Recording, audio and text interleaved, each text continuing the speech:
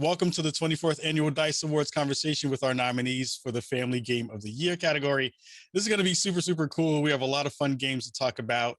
And I hope when we kind of talk about all of this together that, we'll hear more about the process, about your teams, and about the wonderful games you have made in the world. First up, we have from Animal Crossing New Horizons, we have Nate Bildorf. How you doing, Nate? I'm doing great. How about you?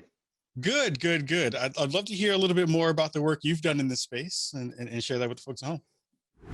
I am the Senior Vice President of Product Development and Publishing at Nintendo of America.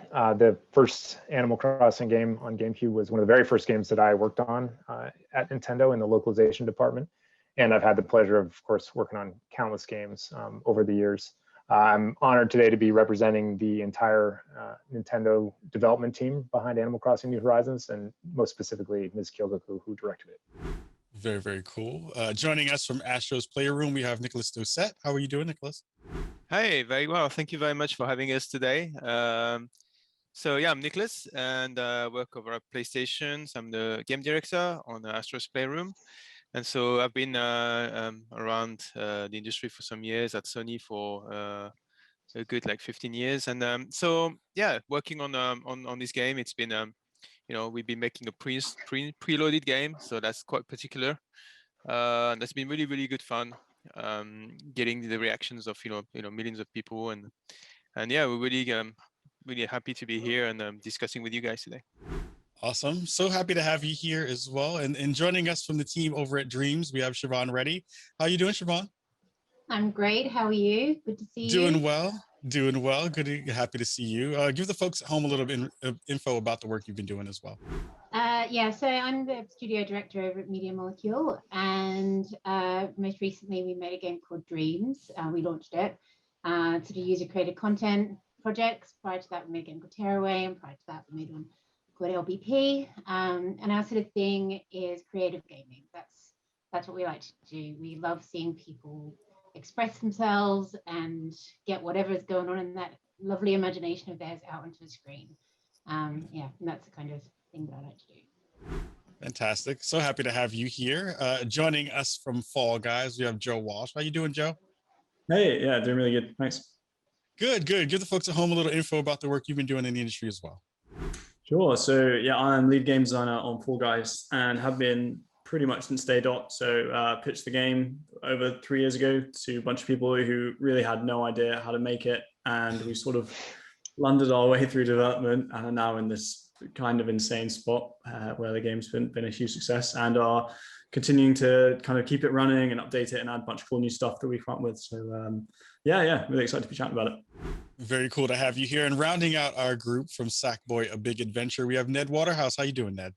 Hi, I'm doing good, thank you. How are you? Good, doing all right, doing okay.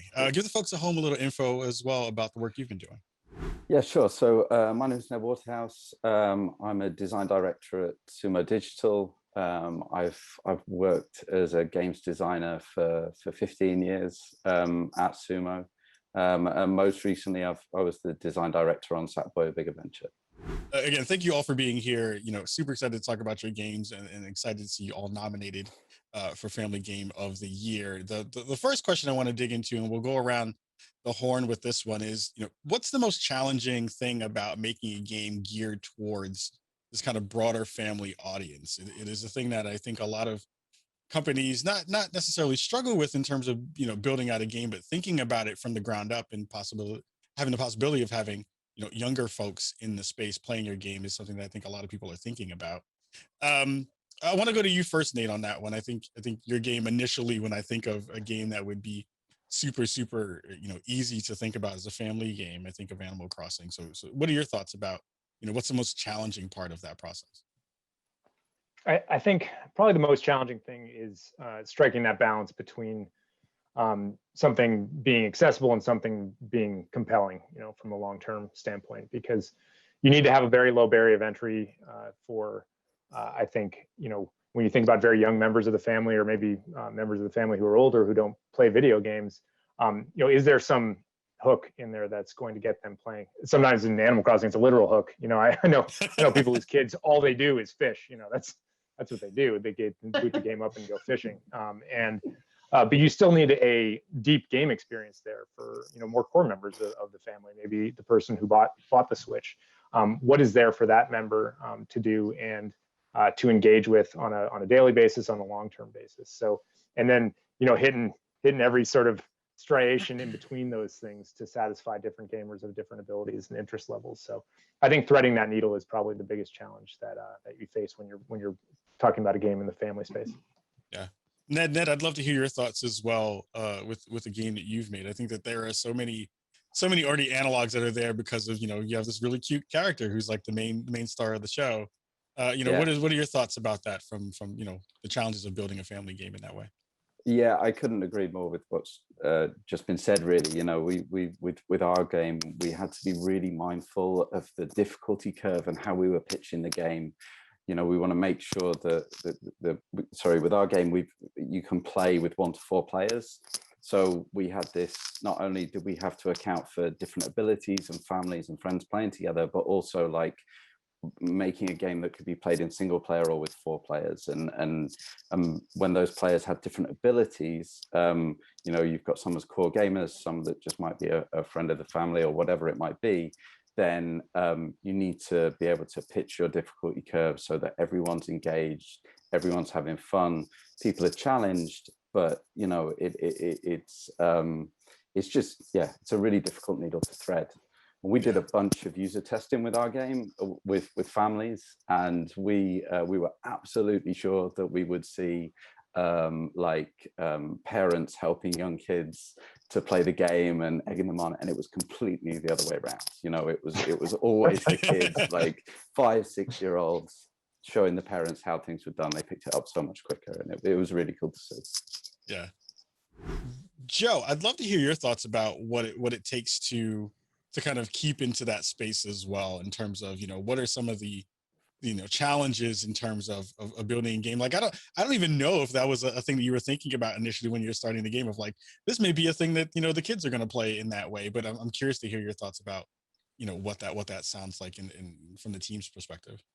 Yeah, I mean, it was front and center of our minds while we were making it. The whole goal for Fall Guys was to make a multiplayer competitive game for people who didn't want to shoot each other. Like, that was really the fundamental. And we had very similar things where we ummed and ahed for months about adding camera control into the game, because we were really worried that kids wouldn't be able to do dual analog, spin the control around. And we had the exact same thing where, like, it's the kids know how to do that stuff. They know, they instantly get it, and it's the dad who is like facing the wall running in the wrong direction. So that was a big realization, and it totally changed development, because we were having to build our levels in this weird way where they were like half a coliseum, like Pantheon, where everything had to be behind something else and you couldn't get stuck.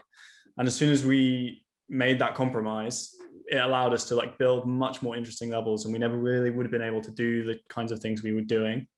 And it's just always a trade-off. Like, you're always trying to like just push a little bit in each direction and figure out what the things you can do. I mean, the other one as well was we had like a really hard and fast rule that every level needs to be explained in 3 words. And that was partly because people don't read in games and they just want to just start playing. And if you write 10 words, they're not going to read it. But also, we wanted that moment where an experienced player is playing with someone new or someone watching them, and they ask, like, what do you do on this level? And it's just like, oh, dodge the blocks, like avoid the slime, reach the finish. It was really, really important for us that you could communicate the game by looking at a screenshot or just a quick sentence or something like that. And that was something that was like, we talk a lot about pillars while we're making that. And that was like one of our pillars for making levels, was like the 3-word rule, as we put it. I kind of love that, because now thinking about every time I've played and how that pops up on screen, I'm like, oh, that makes a lot of sense. That's pretty brilliant. Siobhan, I'd love to hear your thoughts, because I know whenever I have talked about dreams to folks, when they're like, Kahlief, what is dreams? Tell me what it's about. And I tell them a bunch of different things, but one of the things I kind of tell them is, like, when they're like, hey, can my kids play this? I was like, this is perfect for your kids to play. I was like, this is probably one of the things that I would kind of lean them towards. What's the conversation that you and the rest of the MM folks that kind of went into, thinking about the challenges of building a game where kids would probably be jumping into it? Well, thank you for saying that. I think the thing for us has been very similar to everybody else, where a lot of people underestimate children and believe that they can't handle complexity, and that they and yet, like, when we sort of put tools in front of them, they're they're much more versed with technology than grown-ups are, really, and their imaginations are just wild, like wild. They're unafraid, they're bold, and I think that there's something just completely magical when you actually get to play, create something with someone, a small person. Like, one of my favorite collaborators is my niece. She's 9, and she'll basically give me direction on what to build, and it's just like there's just no limits to what she actually wants to see, whereas someone else will just overthink things. And I think there's just something. So for us, there is sort of one set of tools, like they're for little people, for big people, for experienced people, for amateurs.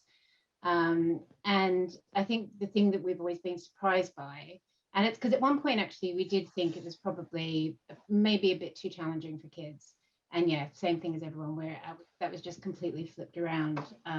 So yeah, constantly inspired by them. I'm very I think this is a wonderful category. I love making products that appeal to children, because I actually think they're the toughest audience. Their attention span's like so tiny, because you can capture them. You can capture them and really grab them and get them, into what you're making. It's such a, it's just really special. So yeah, I think all of the games on here are amazing. So congratulations to everybody on the panel, because all of your, I think what you do as games is just amazing. So I love what we've done with Create, and I'm really proud of like seeing kids do things like that. But what you've made is very entertaining, all of you. Yeah. Thank you for sharing that. I think I again think of games like Astro's Playground too, and I'm curious to hear from you, Nicholas, about what were some of the things kind of going in that you were thinking about when it came to the idea of that younger audiences would be playing the game as well. Yeah. So that's really interesting to hear everybody's comments, and this idea of usability and sort of skill level and all the assumptions that we're making. It's actually very comforting to hear, because I feel like, okay, that's everybody's dealing with the same issues. There's something kind of funny with this audience as well. You talked about like attention span and sort of being so young that the mind is still kind of very open. And I think I kind of think of ourselves as as game developers, we're kind of magicians to this audience too. And a lot of stuff we do is about like putting these amazing tricks that are going to make people go wow, and whether it is something about a particular kind of thing you can do in a game, or even a technical wow, there's always something that we need to look for, which is there to kind of touch the kids inside all players, because it's not just the kids. In fact, when you think about like a good family game, I think there is something about it where even a player that is really experienced might actually kind of feel like, oh, this feels like the kind of emotions that I had being a kid playing different games. And I think it's about recapturing these moments as well. And I think all of that is subliminal. I don't think we ever talk about it. We never, too explicitly. But I think it's also, when the magic works, it's also because somehow we kind of touched even gamers, quite deep inside their heart, I think. So I think on working on these two levels, and just considering yourself to be this kind of like magician pulling things out of hats is a way to go about it. And yeah, it's tough. Like Siobhan said, it's actually it's not because it's the younger audience that it's actually easier to make. In a way, it's quite hard. Hey, Yeah. I love what you just said there about that the family game category. We all went to like talking about kids, but actually you hit on the thing that's super cool, which is they allow us to be kids too, and sort of open up to that sort of just joyful play. It was a really good point. I really like that, because that's the sort of all secretly are able to go, oh yeah, no, I'm just pretending, I'm just playing this with my niece, or I'm just doing this because it's whatever. But ultimately it's like all these games are celebrated because they allow us to just get into that real joyful play moment and really enjoy sort of just have kind of pure fun. I love that you shared that part, both of you, because I think that one of the things that I keep coming back to as a conversation piece and as a part of the thoughts behind not only this category but about the games that you've all made has been, one of the biggest aspects to a lot of them has been around customization and creativity within that space. Nate, I want to jump to you really quick because I think, you know, Animal Crossing has done a fantastic job of giving players the ability to not only customize their islands and their, you know, their clothing and all these kinds of pieces that make your, you know, your island, your character, you. But it feels like that from the beginning was something that was kind of baked into the kind of game plan for how you wanted your game to be very, very special in that way. Um, how important was it for the team to kind of take on customization and make it so robust in that way? And what kind of gameplay elements did they kind of grapple with the most now that you have kind of infinite ability to kind of put stuff into a game and grow it that way? Yeah, well, certainly, you know, being able to move furniture outdoors was probably one of the biggest challenges that the team grappled with, and then terraforming on top of that got complicated. But you know, I think from the beginning, one of the focuses was figuring out how to balance, you know, two different types of experiences. One is where you have people living on their own island and they're inviting other people over, and whether they're family members or what have you, and then people who are living on the same island, and sort of the permissions surrounding that as far as what can you do when you go to somebody else's place, what can you do when you're living on the same island. You know, obviously you need to have some guardrails up there when you travel so that people that you haven't given explicit permission, you know, people who aren't your best friends can't be digging up your flowers and otherwise, you know, griefing you, because they're, I've learned that griefers, you know, begin very, very young, sometimes unintentionally. You know, there's the potential is there for even the youngest player to cause some mischief, either intentionally or unintentionally. And I think striking that balance was a big focus of the team. And then, you know, on the flip side of that, what is the family experience where you have a single switch in the household and everybody's living on the same island? How is that fun? You know, who's the leader of the island? How does the last person who logged on that day, how are they still having an enjoyable time, as opposed to going through, you know, a place where all the resources have been pilfered and all the fun has been sucked out? You know, that's quite a challenge when you think about it, sort of envisioning all those scenarios. And I think the team did a wonderful job, really, I think, of just making sure that they saw all those angles to begin with, and made it a wonderful experience for whoever was playing. Yeah, it's I'm still astounded at all the cool stuff that I wind up seeing when I go in game. I'm also sad that everyone who's made a Spawn on Me shirt for me, it has not been the coolest shirt. I'm sad about that. I will say that out loud. One of the things that I'm actually really curious about as well is, you know, for Ned and for Nicholas, I think, you know, getting a chance to work on new hardware with the PS5 is actually really interesting from a, you know, how do you implement certain things into the games that are going to not only give the first impression of the console as a new and very shiny thing, but how that kind of talks to, you know, the broad player base that you're going to wind up hitting, including younger folks there as well. For Ned, I'm curious to hear your thoughts around, you know, for Sackboy's Big Adventure. You know, you had a new story to tell in that space, and you're digging into that conversation there. You know, how much fun was it to be able to kind of, you know, tell that story with these new bells and whistles, and also kind of move Sackboy in this kind of different direction than its previous versions? It was great fun. Yeah, I mean, obviously Sackboy is synonymous with the Little Big Planet, which was originally created by Siobhan and the team at Media Molecule, and we were really lucky at Sumo to have the opportunity to take this wonderfully endearing character and this handcrafted world, and to use that to create the best platformer that we could. And we had really great fun doing it. One of the things that we set out to do with this game was to have loads of variety in it. That meant lots and lots of different mechanics. And for us as developers, that was great, because it meant we could build loads and loads of prototypes, try a load of stuff, see what was fun.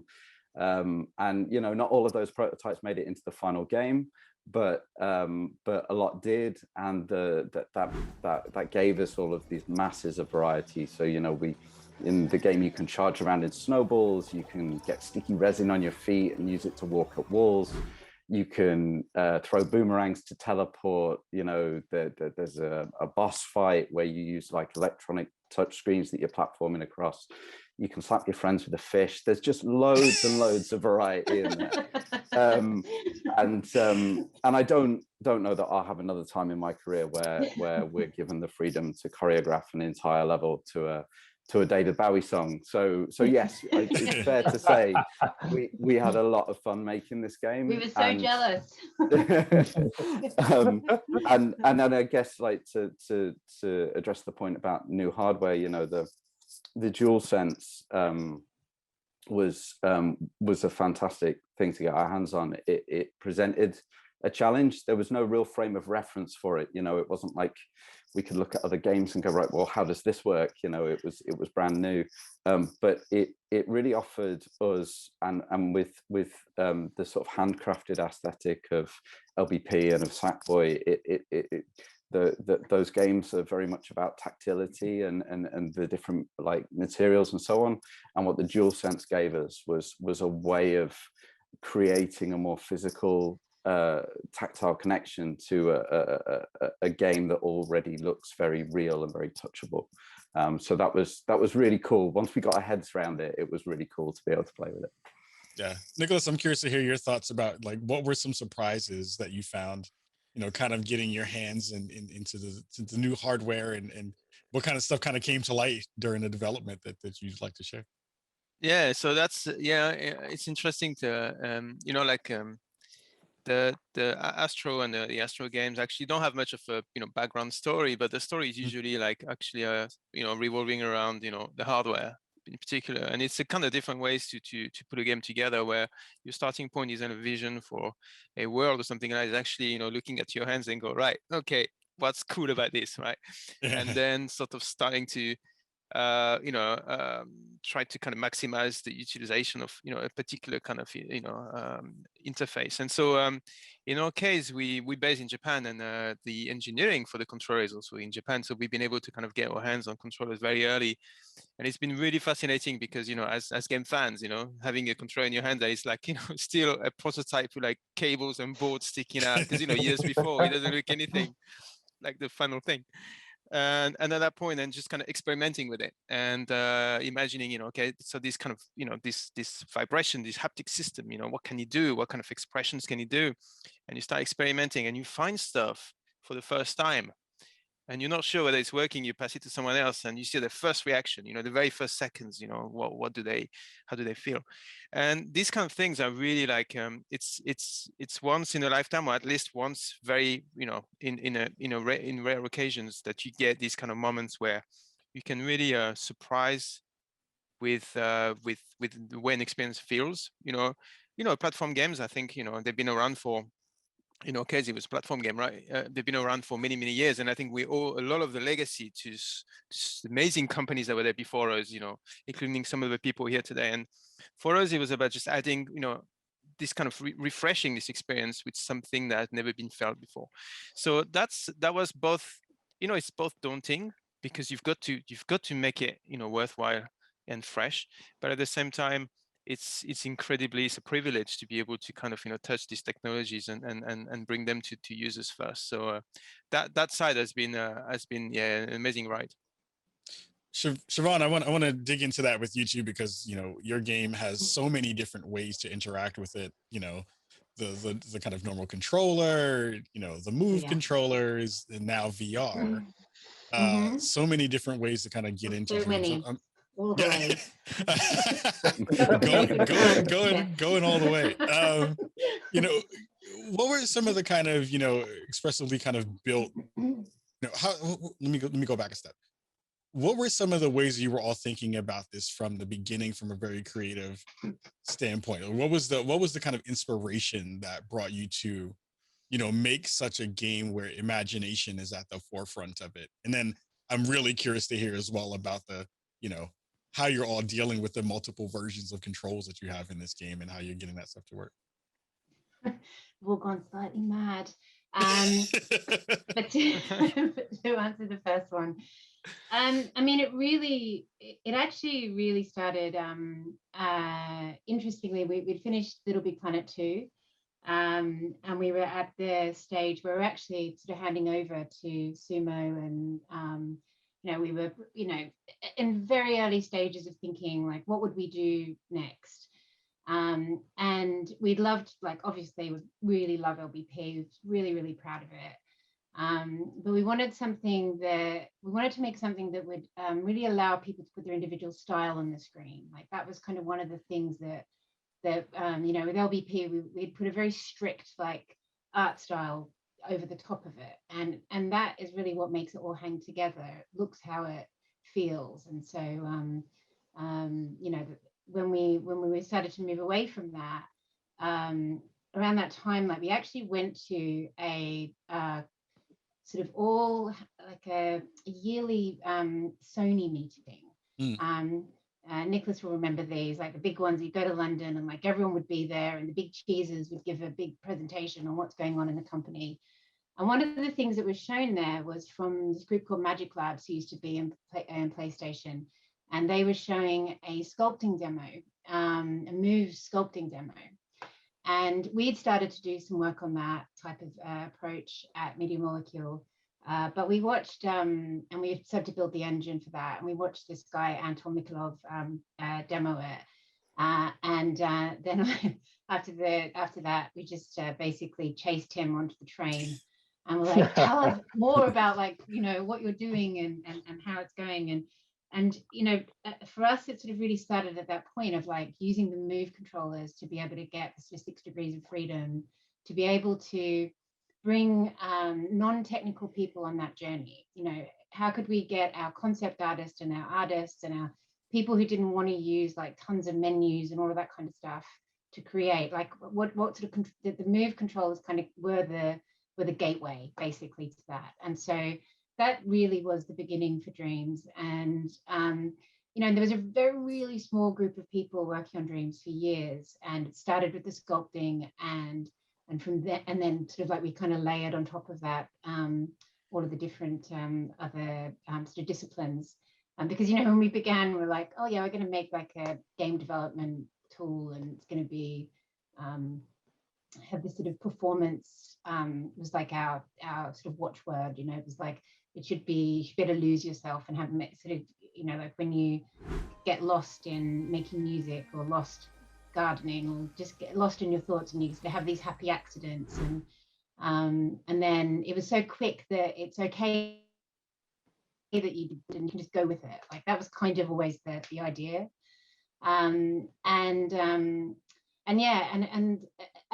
Over the years, obviously, we then started to move to sort of figuring out how we'd move that onto the DualShock, and then onto VR. But yeah, that was sort of those early days kind of set the philosophy of what Kareem calls like sensitive tools. And that's just this idea that through gestures, through movement, through choices, through subtlety, and through nuance, you can kind of end up by putting your own style out there. It's like our signatures or our handwriting is all very unique to each of us, and it's the same kind of thing of like approaching, putting something up on the screen. And it's definitely been a process. And to answer the second point, it's interesting actually, because I think having the move controllers, the 2 moves and the DualShock, like, we thought that we were being, had done a lot of scoping by not supporting just one move. So that was basically our thought process there. Like, for us, it was really important that, like, I think it was really important for us to support the 2 moves and make sure that like spirit and philosophy of Dreams was really in there. And then with the DualShock, it's been about capturing that also. And with VR, I mean, how could you not do VR? Like, VR is amazing.